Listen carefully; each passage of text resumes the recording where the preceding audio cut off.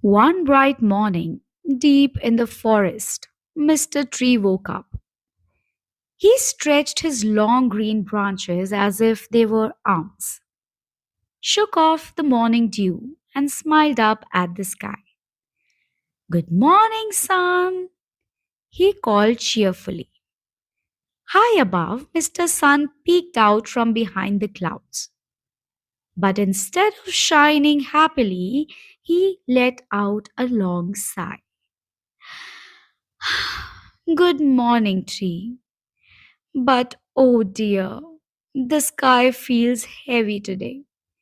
There's so much smoke drifting around me. I can't shine the way I should. Mr. Tree frowned.